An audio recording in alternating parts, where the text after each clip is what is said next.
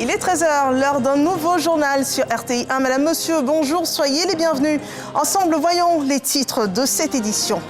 Le président Alassane Ouattara a échangé hier mardi avec Philippe Poinceau, le représentant résident du système des Nations Unies en Côte d'Ivoire. Après 4 années dans notre pays, le diplomate onusien est en fin de mandat. Il a profité de son entretien avec le chef de l'État pour dresser le point de la coopération avec la Côte d'Ivoire.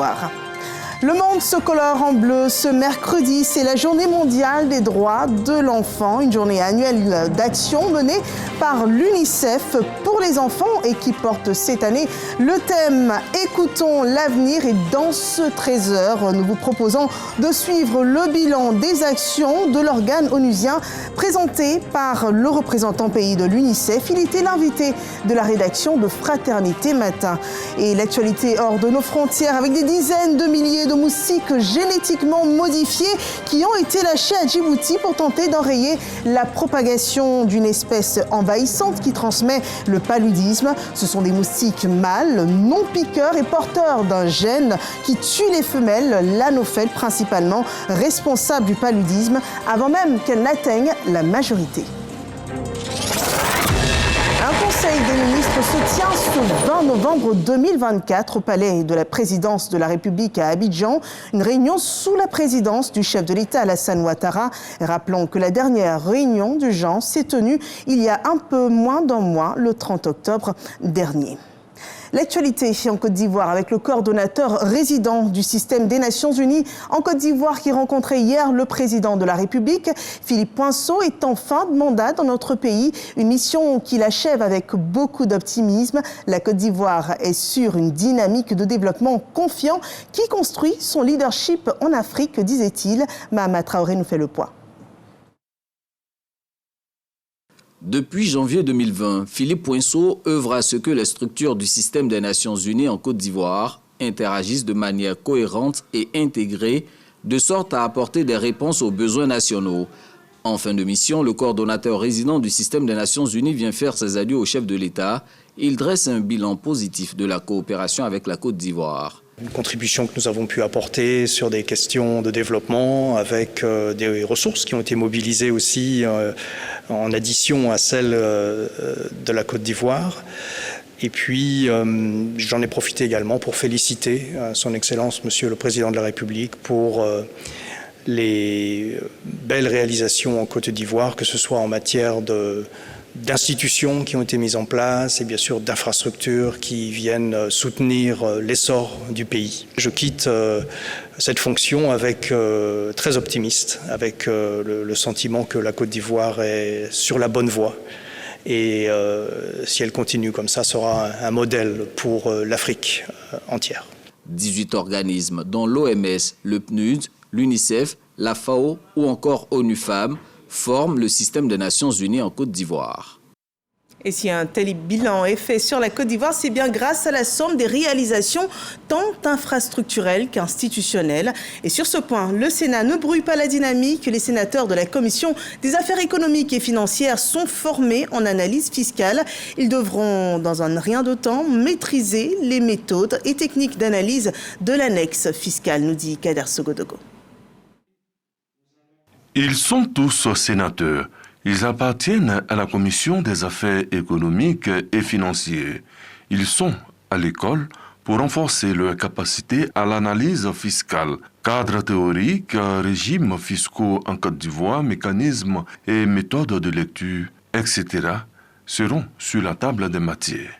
Pour Cissé Mamadou, président de la Commission des affaires économiques et financières du Sénat, KEF, et représentant la présidente du Sénat, cette formation vient à point nommé.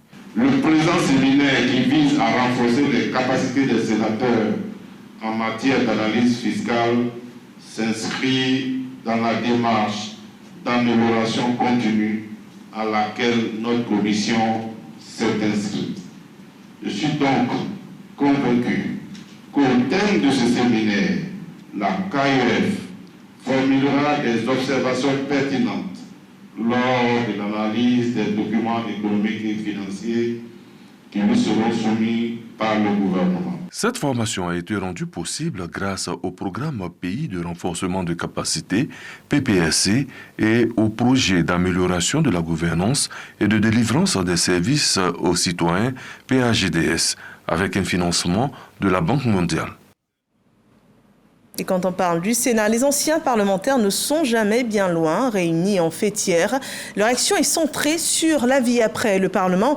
Action sociale et prise en charge, ils envisagent une collaboration avec les banques et assurances pour mieux assurer leur retraite. Julien Gogo et Walter Amadou Ouattara.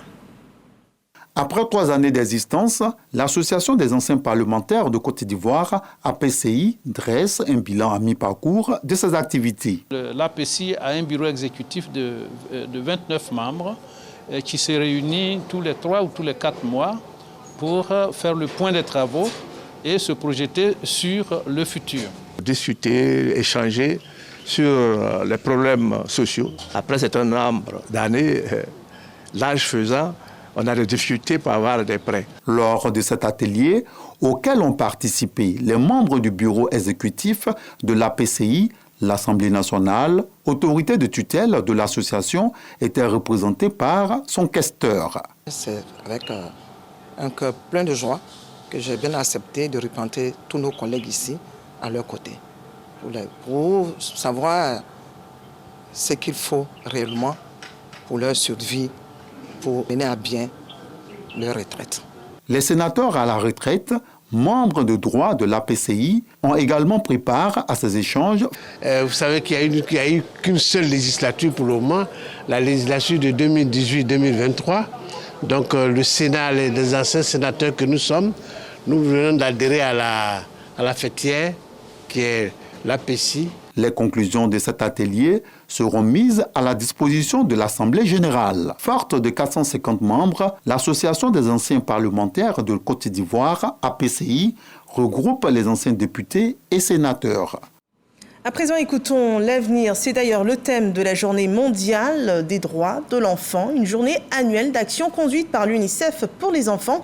Et en Côte d'Ivoire, le représentant de l'organe onusien a présenté ses actions sur le terrain pour faire respecter la convention relative aux droits de l'enfant. Il était l'invité de la rédaction de Fraternité Matin. On regarde.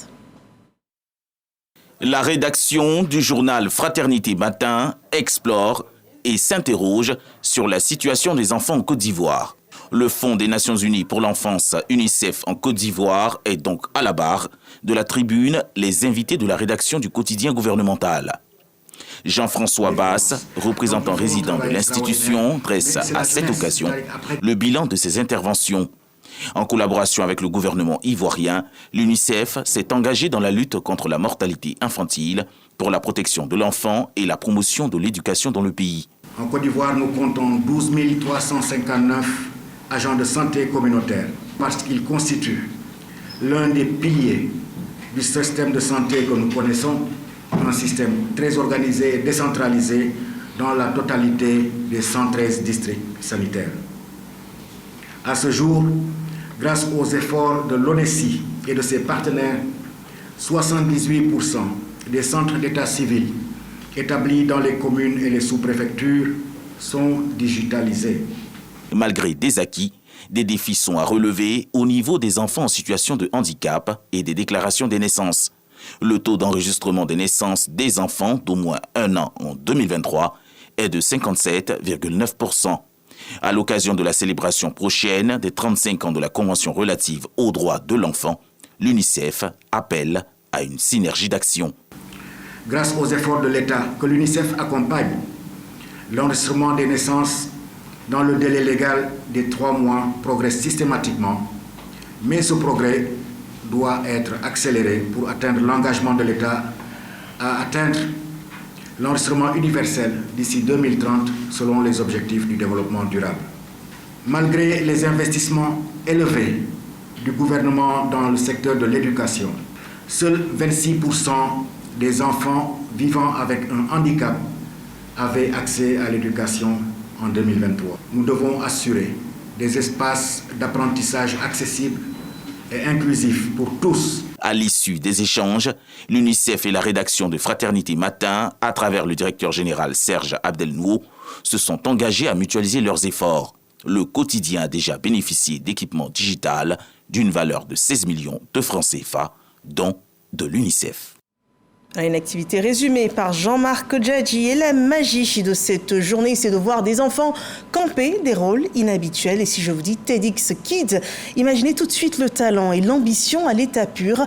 Vous verrez tout de suite des enfants, des jeunes orateurs qui partagent leurs idées, leurs expériences, mais aussi leur espoir pour le futur.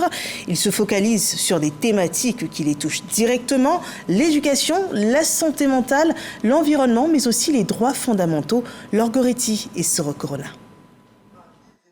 Deuxième édition du TEDx Kids à Bouaké. C'est une activité de l'UNICEF qui permet aux jeunes adolescents, orateurs et modèles de la région de partager leurs expériences, idées et défis avec leurs amis. Ce que j'ai retenu de toutes ces histoires racontées, c'était le mariage forcé. Il faut éviter les mariages forcés aux filles. Il faut d'abord nos consentements pour nous marier. Cette rencontre de l'UNICEF se tient à l'occasion de la Journée mondiale de l'enfant célébrée chaque novembre et du 35e anniversaire de la Convention relative aux droits de l'enfant.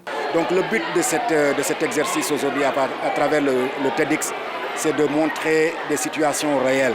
C'est une opportunité de partager des exemples d'enfants qui ont pu s'en sortir. C'est un message d'espoir, ce sont des témoignages d'espoir.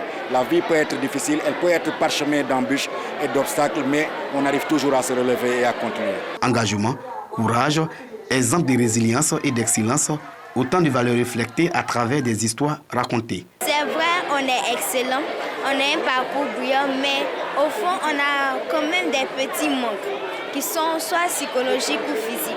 Avec de la patience, du soutien, de la communication, on peut régler ce problème. La Journée mondiale de l'enfant est une opportunité pour l'UNICEF de sensibiliser le gouvernement et les différentes communautés sur l'importance de défendre et de promouvoir les droits des enfants. La Journée mondiale de l'enfance constitue une occasion pour l'UNICEF de sensibiliser le gouvernement et les communautés sur l'importance de défendre et promouvoir les droits de l'enfant à travers le monde. Et la RTI s'inscrit dans cette vision. Elle a récemment affiché la charte d'éthique dans ses locaux, comme ici à RTI Bouaké, symbole de la convention signée en novembre 2022 entre la Maison de la Télévision et UNICEF. Et à côté de la cause des enfants, il y a le défi en Côte d'Ivoire de l'autonomisation de la femme. Et à cette question répond le Fonds d'appui aux femmes de Côte d'Ivoire, le FAFSI.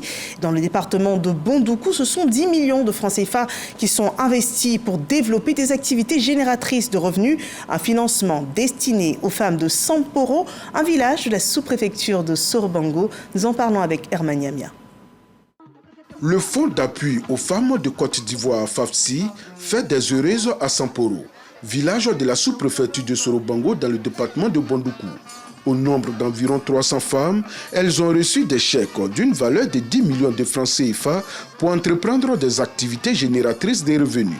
Recevant les chèques, les bénéficiaires ont exprimé leur gratitude à la première dame de Côte d'Ivoire, Dominique Ouattara, pour ses nombreuses actions en faveur des femmes ivoiriennes.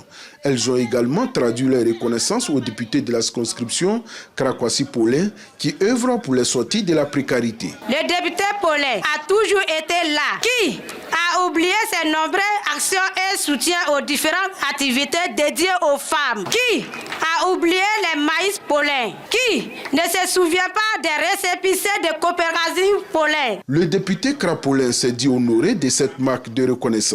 Il a indiqué que son vœu est de voir ses mamans assurer leur autonomie financière. Je voudrais vous dire merci. On dit on n'est jamais prophète chez soi. C'est un proverbe. Si vous décidez de dire que Paulin fait bien, je ne peux que vous dire merci. La marraine de la cérémonie, Angéline Adjoumani, a exhorté les femmes à faire bon usage des fonds reçus. À vous qui avez reçu les fonds de ce matin à travers cette cérémonie, je vous prie de bien gérer cet argent en créant une activité qui pourra aider vous, vos familles. Aussi, je vous exhorte à les rembourser afin que d'autres femmes puissent en bénéficier. Comme contribution pour soutenir les femmes de Samporo dans leurs activités, Angéline Adjoumani leur a fait don d'un tricycle plus du numéraire. Un colloque sur l'accès à la terre et à la priorité foncière. Les femmes des zones rurales sont au cœur des réflexions. C'est une alerte sur une problématique du foncier rural dont parle Juliette Ouéa. Elles jouent un rôle clé dans l'agriculture et l'économie rurale. Selon la Banque mondiale, en Côte d'Ivoire, les femmes représentent plus de 60% de la main-d'œuvre agricole. Malheureusement, elles n'ont pas accès à la terre et à la propriété foncière. Du fait que on ne le reconnaît pas, alors que les tests juridiques estiment qu'il y a nécessité de mettre toutes les couches au même droit. Pour faire face à ce problème, des acteurs de la chaîne foncière, des universitaires et autres membres de la société civile participent à la 5e édition des Assises nationales sur le foncier rural en Côte d'Ivoire. Il faut commencer par la sensibilisation. Il faut arriver à convaincre la communauté tout entière de l'importance aujourd'hui de sécuriser ces femmes-là dans leur accès à la terre. Je voudrais saisir l'occasion pour rendre hommage, une fois de plus, un vibrant hommage à son Excellence M. Alassane Ouattara, président de la République de Côte d'Ivoire, qui, soucieux de la sécurisation foncière en Côte d'Ivoire, a doté le pays d'une déclaration de politique foncière rurale en janvier 2017. Et depuis le 15 juin 2023, d'une stratégie et d'un programme national de sécurisation foncière rurale en vue d'améliorer la gouvernance foncière rurale.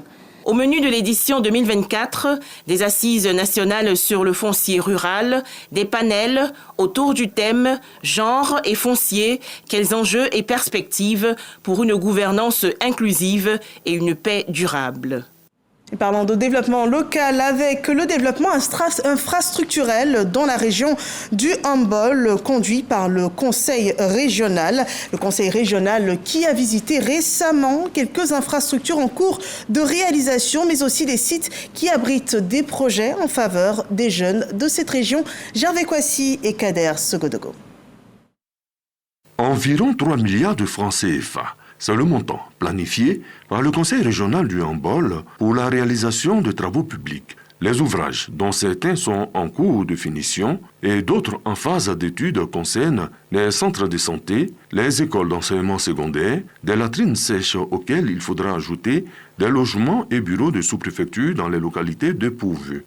Le reprofilage lourd de routes villageoises figure également dans le livre de développement infrastructurel du Conseil dirigé par le ministre Ibrahim Khalil Konaté, qui visite de jour comme de nuit certains chantiers, en plus des fermes avicoles qu'il compte installer dans toutes les sous-préfectures de la région du Hambol. C'est le lieu d'interpeller tous ceux qui veulent faire de la politique, de faire de la politique dans le réel, pas de la politique fiction. Vraiment, avant d'ouvrir la bouche, il faut la tourner par plusieurs fois avant de s'attaquer à la gouvernance du président Alassane Ouattara. Il faut faire attention parce qu'on peut se faire moquer, parce que les autres nous observent et ils savent d'où la Côte d'Ivoire est partie de 2010 et où la Côte d'Ivoire est en 2024 avec un budget de 15 339 milliards de francs CFA, s'il vous plaît. La population ne manque pas d'exprimer leur gratitude. Dara vient de loin. Dara n'avait pas de maternelle. Aujourd'hui, Dara a une école maternelle. Dara n'a pas de bitume. Aujourd'hui, Dara a le goudron. Dara n'avait pas de château d'eau. Aujourd'hui, Dara a un château d'eau. Dara n'avait pas d'antenne pour la téléphonie. Aujourd'hui, on peut être à Dara communiquer comme on veut. Au nom de tous les villages de Dara, nous disons merci au président. Au dit du président du Conseil régional du Hambol, le ministre Ibrahim Khalil Konaté, le rythme de développement dans sa région a quintuplé depuis 2010. Et avec les actions des élus, les initiatives individuelles sont aussi à encourager. Nous partons dans l'ouest de la Côte d'Ivoire, dans la région du Tompi, à Nambo Sama, où Deli Mamadou est honoré par son village pour ses actions en faveur du développement de sa localité. Le reportage de Christ Diomandé et Siaka Kone. Habillé en tenue temps par la chefferie traditionnelle, Deli Mamadou, cadre de la région du Tompi, est honoré par tout un peuple à l'occasion de la première sortie des femmes de la coopérative Kokwa Loko Kepi. C'est une reconnaissance envers un fils à travers ses actions de développement, notamment la réhabilitation d'écoles primaires, des tables bancs et des tricycles aux femmes du village de Nembo Sama dans le département de Biankouma. Je remercie beaucoup l'honorable Deli Mamadou pour ses actions et sa vision qu'il a pour ce village. Il est le fils qui pense toujours, qui a toujours rêvé l'évolution le développement de ce village. Le parrain de la cérémonie a exprimé sa gratitude à la population avant de mettre en lumière l'importance d'être au service de tout un peuple. À notre petit niveau, c'est aussi grâce, n'est-ce pas, au président Alassane qu'aujourd'hui, nous pouvons faire ce genre de gestes. Si chaque fois vous sollicitez Dely Mamadou et que Dely Mamadou arrive, les mains chargées, et que Dely Mamadou arrive et on est dans la joie, il y a un seul homme qu'il faut remercier, c'est le président Alassane Ouattara. Et si c'est grâce à lui que votre fils répond positivement chaque fois à votre appel, celui-là, c'est lui, à lui que vous devez reconnaissance. Dely Mamadou entend multiplier d'autres actions, particulièrement dans l'achat du matériel agricole afin de faciliter l'autonomisation des femmes du Tonkpi. Investissez dans vos communautés, mais aussi dans le secteur des affaires. C'est l'appel de la semaine de valorisation et de promotion de l'investissement dans les PEC, une période pour la promotion de l'investissement dans les pôles économiques compétitifs pour concourir à la mise en œuvre du programme national de développement 2021-2025, le développement de Sam Kona. Sassandra, Grand Biribi et San Pedro sont les 3 villes identifiées dans le Bas-Sassandra comme des connecteurs dont les opportunités d'investissement sont mises en l'honneur au cours de cette première semaine de valorisation des pôles économiques compétitifs, en abrégé PEC, en région. Il s'agit pour le gouvernement de faire en sorte que toutes les régions du pays, à travers leurs atouts et potentialités économiques, soient mises en valeur pour créer des emplois, pour permettre aux jeunes qui portent des projets de trouver des opportunités. Les collectivités saluent ces opportunités d'investissement dans le Bas-Sassandra. Nous appelons au travers de ces journées-là l'ensemble des investisseurs privés vraiment à venir investir à San Pedro parce que San Pedro regorge de nombreux attraits, de nombreux atouts touristiques et puis économiques. L'industrie cacaoyère est en plein essor, en plein développement. Il y a également l'aspect touristique. Nous avons un beau littoral ici où les hôtels peuvent se construire. Nous, je mets experts, étant les ingénieurs spécialisés de la mesure et les juristes en matière de droit foncier, nous sommes valablement outillés, opérationnels pour oxygéner, n'est-ce pas, tous ces projets-là. La semaine de valorisation des pôles économiques compétitifs concerne 14 connecteurs principaux et secondaires du pays. Le forum de l'Alliance syndicale des agents du Trésor de Côte d'Ivoire prépare leur prochaine assemblée générale. Ils ont avant cela dressé le bilan de l'exercice en cours. Le point de Olivier Kra et Sephora Zegui. Les membres de l'Alliance syndicale des agents du Trésor de Côte d'Ivoire, ASADSI, veulent contribuer au développement de leur syndicat. Une réflexion s'impose donc. À travers des échanges et partages d'expériences, ils tentent de trouver des solutions innovantes pour la tenue du Trésor et de la comptabilité publique. Dès notre avènement, nous avons mis en place un plan d'action. Et ce plan d'action a été réalisé à hauteur de 85%. Et donc, nous n'allons pas aussi faire de l'autosatisfaction. Nous allons plutôt nous remobiliser d'atteindre l'excellence qui est tant prônée par notre nouveau directeur général. Dans son initiative de bonne gouvernance, l'ASADSI est encouragé et félicité pour son esprit de solidarité et le sens de responsabilité de ses membres. L'ASADSI est l'une de nos affiliées et qui démontre par ce rassemblement la vitalité de cette structure. Nous les encourageons d'ailleurs dans cette voie-là. L'Alliance syndicale des agents du Trésor de Côte d'Ivoire, ASADSI, se donne rendez-vous en avril prochain à Yamoussoukro pour son congrès ordinaire. Des nominations au poste de rapporteur et accesseur ont été les temps forts lors de cette assemblée de concertation entre syndiqués. Le secteur du tourisme Côte d'Ivoire a pour ambition d'améliorer la vie en région et c'est surtout un atout commercial pour la Côte d'Ivoire, un atout aussi touristique. Et le ministère du Tourisme compte sur l'implication de tous, même au niveau des collectivités locales, pour développer les sites de loisirs dans les régions. Patricia Omouitia.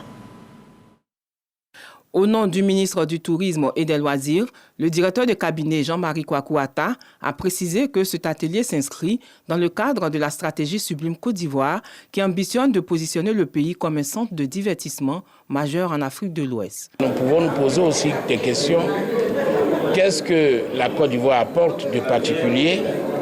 Qu'est-ce qu'elle a en elle? Qu'est-ce qui fera sa spécificité pour que sa jeunesse soit occupée sainement, pour que sa destination en Côte d'Ivoire soit une destination innovante, une destination de loisirs. La directrice générale des loisirs, Isabelle Hano, a souligné que les loisirs ne se limitent pas à des espaces de divertissement, mais qu'ils constituent des vecteurs puissants de cohésion sociale et de développement économique. Ce sont des activités qui vont venir apporter la cohésion, qui vont venir apporter l'épanouissement, qui vont venir développer nos différentes régions et permettre justement à tous ceux qu'on affecte dans les différentes communes de rester sur place parce que justement leurs enfants sont dans toutes les conditions comme à Abidjan. Cependant, plusieurs défis entravent la pleine réalisation de cette ambition, notamment le manque d'infrastructures adaptées et de cadres de formation pour les acteurs locaux. C'est dans ce contexte que cet atelier vise à sensibiliser les responsables locaux à l'importance des loisirs et à les former aux nouvelles méthodes de gestion et d'organisation des activités récréatives. En consolidant les compétences des acteurs locaux, la Côte d'Ivoire se dote des moyens nécessaires pour faire des loisirs un véritable moteur de développement social et économique. Et s'il y a un argument qui attire les touristes, c'est bien celui d'un environnement en paix. Et dans ce cas, Angbanou Beda pourrait bien être une destination à retenir, surtout que la localité fait la promotion de sa culture par un festival d'art, un événement qui réunit les ressortissants de cette ville. Et nous sommes près d'Agboville avec ce compte-rendu de Souleymane Donisangou. Des femmes marchant en procession. Elles se rendent à la place publique d'Angbanou Beda, localité située sur l'axe Mbato à Beauville. La culture, vecteur de cohésion sociale, c'est le thème abordé au cours du premier festival des arts et de la culture d'Angbanou Beda. Les initiateurs regroupés au sein de la mutuelle de développement à travers cette activité sonnent l'heure du développement dans cette localité. C'est ici notre base, c'est ici que nous sommes nés, c'est ici que se trouvent nos parents, c'est la terre de nos ancêtres. Donc nous avons ce devoir moral de soutenir notre population, de soutenir nos parents, afin de pouvoir permettre à ce village de pouvoir se développer et de permettre aussi à nos différentes populations de pouvoir vivre dans un cadre idéal et surtout en bonne santé. À la tête du village, Angama Yao Bernard appelle à la protection et la promotion des valeurs culturelles et touristiques. Un peuple sans culture n'a pas d'âme. Donc cela arrose encore le niveau culturel du village. Et c'est cela une joie pour moi et ma population. Député à l'Assemblée nationale et parrain de l'événement, Anne-Boni Séméon justifie l'importance de ce rendez-vous culturel. Le président Alassane Ouattara, pour le progrès de ce pays, demande à ce que nous cultivons la paix et la cohésion, surtout le vivre ensemble. Donc j'ai demandé à la population de cultiver la paix, surtout le vivre ensemble, que la population soit unie autour du chef, pour que le développement au niveau d'Angbanou puisse être enclenché. La première édition du Festival des arts et de la culture d'Angbanou Beda, une réussite au point de vue de la mobilisation populaire, de la participation des invités de marque, des opérateurs économiques, des chefs et notables traditionnels ainsi que des cadres. Gardant le ton de la célébration, revenons sur les grandes émotions reçues lors du dernier match des éléphants de Côte d'Ivoire dans le cadre de la phase éliminatoire pour la CAN 2025. Côte d'Ivoire-Tchad, 4-0 pour les éléphants de la Côte d'Ivoire. C'était hier au stade Félix Houphouët-Boigny d'Abidjan. On regarde. Les éléphants de Côte d'Ivoire ont retrouvé le sourire après 2 défaites consécutives. Franck Kessié et ses coéquipiers ont su relever la tête et se montrer intraitables au stade Félix Houphouët-Boigny. En témoigne cette première réalisation de la partie signée Bayo Vakoum. Le prodige ivoirien Simon Adnigra confirme la domination ivoirienne. 2-0. Après la pause, le collectif ivoirien bien rodé fait plier le Tchad. Le solide défenseur central Emmanuel Agbadou ajoute un 3e but d'un plat du pied imparable. Enfin, le chouchou du public, Ouma Diakité, achève le festival ivoirien 4-0. On a retrouvé ce qui avait fait notre force là, sur les 3 premiers matchs, c'est-à-dire l'état d'esprit. On a pressé, on a défendu ensemble, on a défendu en avançant. On a mis beaucoup de pression aux Tchadiens. On savait que si on les pressait, ils allaient être en difficulté et nous rendre des ballons. Donc c'est ce qu'on a fait. Il nous a manqué peut-être un peu plus d'efficacité. On aurait pu marquer 2 ou 3 buts de plus, je pense, mais dans l'ensemble, On est content de finir sur cette note-là. Après cette qualification pour la Coupe d'Afrique des Nations 2025, les éléphants sont désormais tournés vers l'avenir. Le prochain grand rendez-vous sera en mars 2025 pour les éliminatoires du Mondial 2026. Voilà une belle note de fin pour cette phase éliminatoire pour la CAN 2025. L'actualité sur notre continent avec des moustiques génétiquement modifiés qui sont lâchés pour lutter contre le paludisme à Djibouti. Des moustiques qui sont porteurs d'un gène auto-limitant qui empêche la progéniture de femelles de survivre jusqu'à l'âge adulte. Lorsqu'elles s'accouplent, seuls leurs descendants mâles survivent et finissent par s'éteindre. Selon les scientifiques à l'origine de ce projet, c'est la première fois que de tels moustiques sont lâchés en Afrique de l'Est et la deuxième fois sur le continent africain. Et en cas de succès, des essais plus importants sur le terrain et un éventuel déploiement opérationnel des moustiques se poursuivra jusqu'à la prochaine année dans le pays. Il reste 3 jours avant la fin de la COP29 à Bakou. Les négociations sont toujours bloquées sur la question de la finance. Pourtant, c'est le cœur de cette conférence. Les Européens attendent l'assurance des contributions d'autres pays comme la Chine. Et la Chine, qui est en effet le premier émetteur de gaz à effet de serre au monde sur l'analyse des émissions 2023. Et pour la première fois, le gouvernement chinois a annoncé avoir mobilisé 24,5 milliards de dollars depuis 2016 pour aider les pays en développement face au changement climatique, un effort de transparence salué par les diplomates européens. Voilà qui met un terme à ce journal. Merci de nous avoir suivis. C'était un journal traduit pour vous en langue des signes à 20h. Retrouvez le journal de Marie-Laure Ngoran. Et je vous retrouve Dieu voulant demain à 13h pour d'autres nouvelles d'ici et du monde sur RTI 1.